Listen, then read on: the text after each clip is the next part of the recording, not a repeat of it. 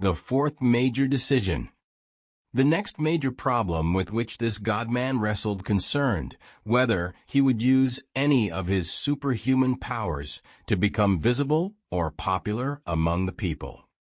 Should he use his creative powers to satisfy the Jews' craving for the spectacular and the miraculous? He decided not to do this. He decided to follow a line of conduct in which there was no room for miracles. And he consistently adhered to this decision. Even when he allowed the manifestation of numerous time-shortening forms of mercy. Almost without exception, he pressed the recipients of his healing ministry to say nothing to anyone about the benefits they had received. And always he refused to respond to the sneering challenge of his enemies, who asked for a sign as proof of his divinity. Jesus very wisely foresaw that miraculous acts and the performance of miracles would bring about only outward allegiance. It would take root in material consciousness and culminate in temporal faith. Such operations would neither reveal God nor save people. He refused to become a miracle worker. He decided that he would deal with only one task, establishing the kingdom of heaven on earth. Throughout this extremely important dialogue Jesus had with himself, his human nature also played a role with skeptical restraint. Jesus was both man and God, and his human side was permeated with the belief that the Jews would never accept him as Messiah if he did not perform miracles. Jesus knew the methods of the world. He knew how people achieved their goals.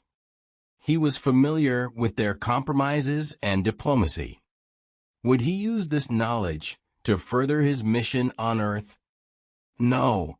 Thus, in establishing the kingdom, he decided not to make any compromise with the wisdom of the world or with the influence that wealth would bring. Once again, he chose to rely solely on the will of his Father. Jesus was fully aware of the shortcuts open to someone with so much supernatural power. His imagination could devise many ways to draw the attention of his people, or that of the whole world, to himself. Soon the Passover feast would be celebrated in Jerusalem. The city would be crowded with visitors. He would be able to climb onto the roof of the temple and step down from it before the eyes of the stunned crowd and remain suspended in the air. This would be the kind of Messiah the Jews were looking forward to. But then he would disappoint them since he had not come to restore David's throne.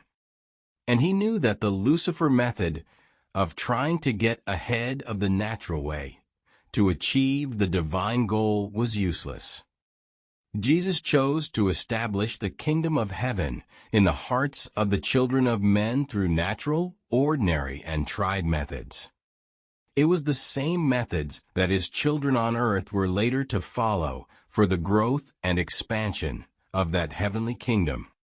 After all, the Son of Man knew very well that many of his children through all the ages would enter the kingdom through many tribulations. Jesus was now undergoing the greatest test of civilized man, possessing power and steadfastly refusing to use it for purely selfish or personal purposes. Jesus made it clear how foolish it was to create artificial situations for the purpose of arbitrarily usurping authority or to exercise extraordinary power in order to reinforce moral values or hasten spiritual progress. He decided that he would not stoop to using his divine attributes to gain undeserved popularity or political prestige. He would not tolerate the conversion of his divine, creative energy into national power or international prestige. Jesus of Nazareth refused to enter into any compromise that would even anywhere raise the possibility of evil.